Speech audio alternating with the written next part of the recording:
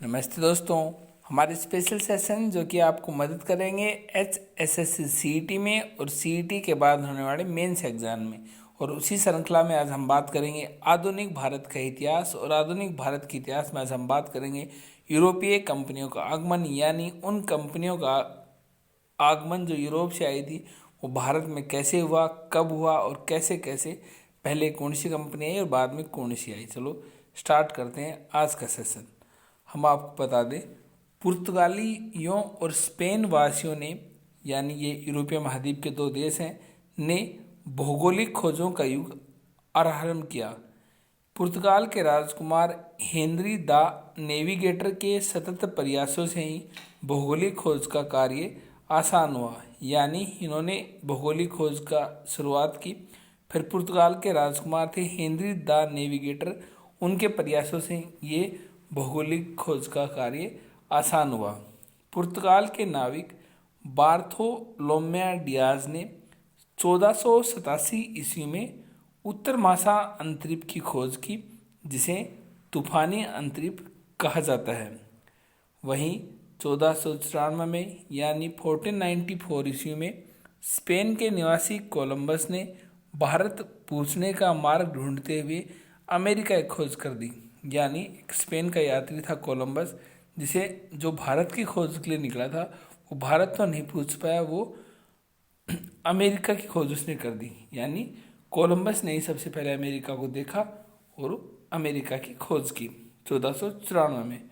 उसके बाद इसके असफल प्रयास के बाद 1498 ईस्वी में वास्को डी गामा, जो कि एक पुर्तगाली यात्री थे, केप ऑफ गुड होप के रास्ते भारत पूछने में सफलता प्राप्त की। यानी पहला पुर्तगाली यात्री जो भारत पूछा वो था वास्को डी गामा।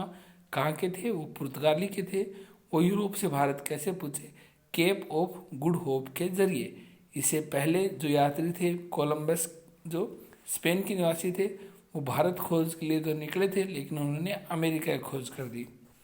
आगे बात करें हम पुर्तगाली की, उससे पहले हम आपको बता दें कैसे पुर्तगाली यात्री, आप देख सकते हो मैप में, cape of good hope, good hope के जरिए पूछे थे सबसे पहले।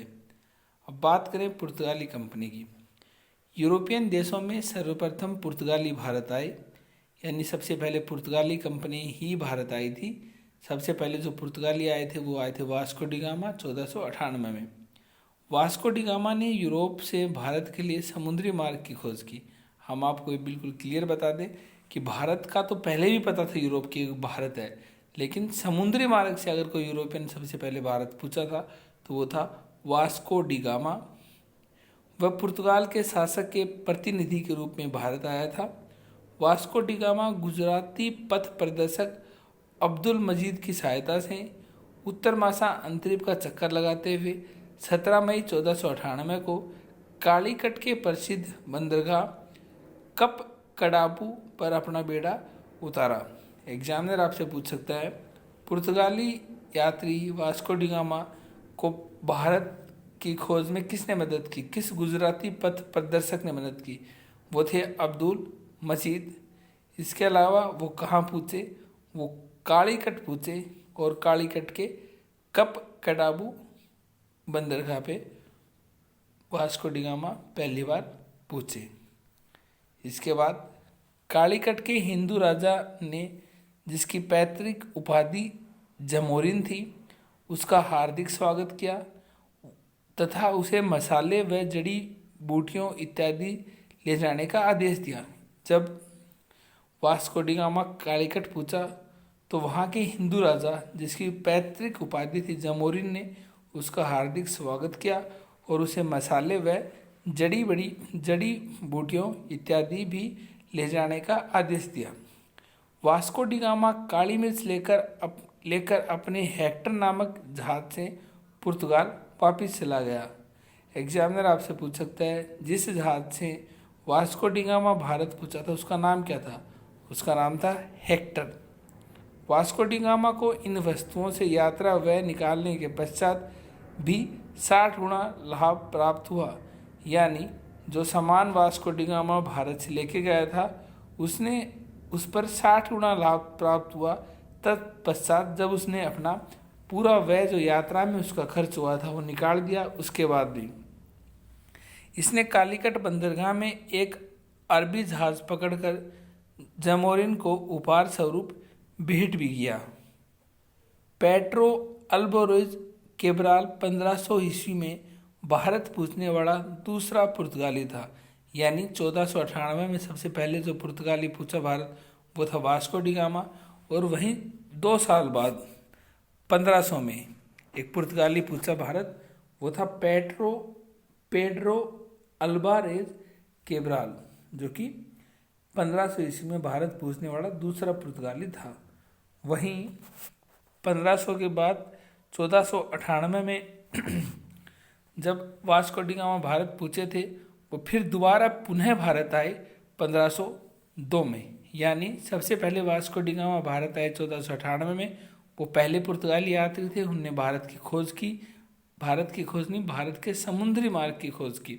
भारत पहले से भी था और यूरोप को पता भी था कि भारत है। उसके बाद जो दूसरे पुर्तगाली यात्री आए वो थे पेड्रो अल्वारेज कैब्राल, जो कि 2 साल बाद 1500 ईस्वी में भारत पहुंचे। वहीं 4 साल बाद फिर से वास्को डी गामा भारत आए 1502 में। 1503 में पुर्तगालियों ने कोचीन में अपनी पहली फैक्ट्री स्थापित की और 1505 ईस्वी में कन्नूर में दूसरी फैक्ट्री स्थापित की। यानी 1503 में पुर्तगालियों ने अपनी फैक्ट्री भी यहाँ स्थापित कर ली थी और उसे स्थापित की थी कोचीन में। अब बात करें बाद में आए गवर्नर जनरल फ्रांस के, पुर्तगाल के, उनका नाम था फ्रांसिस्को डी अल्मीडा, जो कि 1505 से 1509 तक भारत में रहे। वर्ष 1505 में फ्रांसिस्को डी अल्मीडा को प्रथम पुर्तगाली वायसराय बनाकर भारत भेजा गया। यानी वो गवर्नर जनरल नहीं थे, वो पुर्तगाल के वायसराय थे। यानी फ्रांसिस्को डी अल्मीडा प्रथम पुर्तगाली वायसराय थे जो कि भारत पहुंचे। अल्मीडा का मूल उद्देश्य शांतिपूर्वक व्यापार करना। उसकी ये नीति ब्लू वाटर पॉलिसी अथवा शांत जल की नीति के नाम से भी जानी जाती है। एग्जामिनर आपसे पूछ सकता है ब्लू वाटर पॉलिसी का संबंध पुर्तगाल के किस वायसराय का है? आपका आंसर होगा फ्रांसिस्को डी अल्मीडा। इसके अलावा एग्जामिनर आपसे पूछ सकता है ब्लू वाटर पॉलिसी का संबंध किससे है? वो संबंध है पुर्तगालियों से। अल्मीडा का 1508 में संयुक्त मुस्लिम नौसैनिक बेड़े से चोल के समीप युद्ध हुआ जिसमें वह पराजित हुआ। यानी फ्रांसिस्को डी अल्मीडा जो कि वायसराय थे पुर्तगाल के, वो भारत पहुंचे और उनका 1508 में युद्ध हुआ और युद्ध भी मुस्लिम नौसैनिक बेड़े से हुआ जिसमें गुजरात, मिस्र और तुर्की थे। से चोल के समीप युद्ध हुआ जिसमें उनकी हार हो गई। 1509 में इसने संयुक्त मुस्लिम नौसैनिक बेड़े को पराजित किया और 16वीं शताब्दी में हिंद महासागर में पुर्तगाली सागर के रूप में परिवर्तित हो गया। यानी 1503 में इसने उस नौसैन्य बेड़े को पराजित भी किया।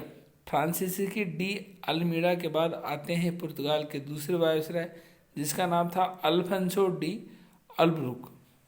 अल्मीडा के पश्चात अल्बुकर्क गवर्नर बना।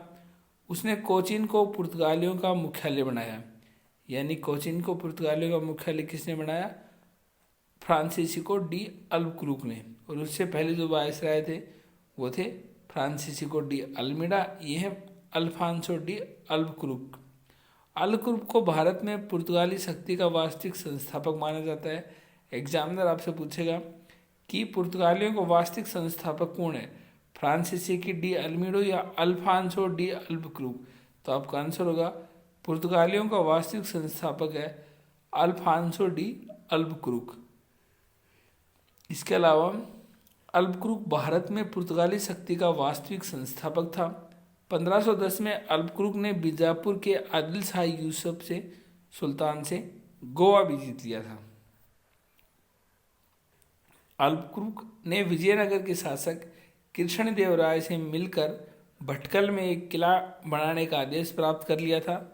अल्बुकर्क ने 1511 ईस्वी में दक्षिणी पूर्वी एशिया की महत्वपूर्ण मंडी मलाक्का पर नियंत्रण स्थापित कर लिया था और फारस की खाड़ी में स्थित हॉर्मुज और उसका अधिकार 1515 में हुआ।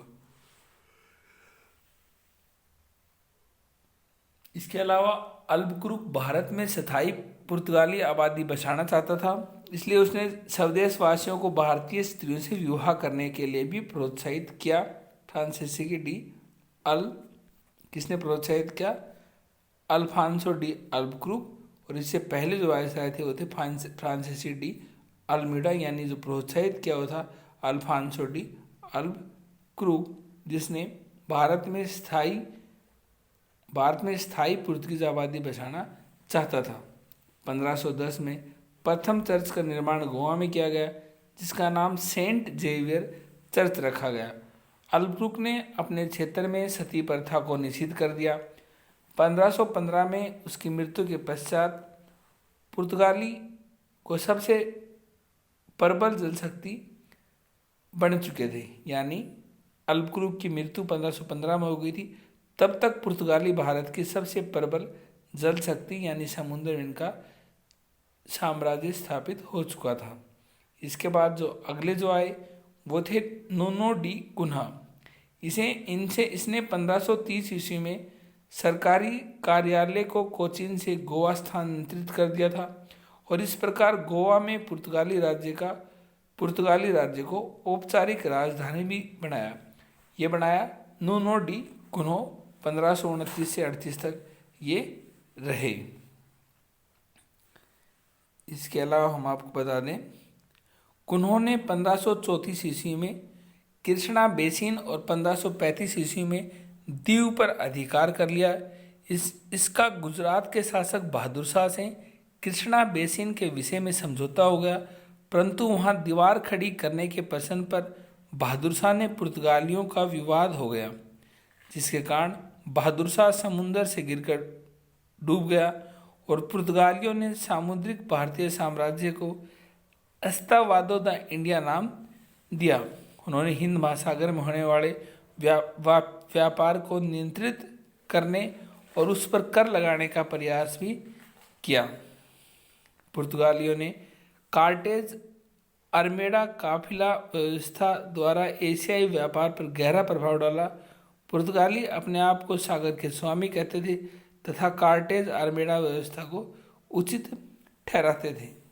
इस व्यवस्था यानी कार्टेज अरमेडा की क्या थी ये व्यवस्था? इस व्यवस्था के अंतर्गत कोई भी भारतीय या अरबी जहाज पुर्तगाली अधिकारियों से कार्टेज यानी परमिट लिए बिना अरब सागर में नहीं जा सकता था, यानी अरब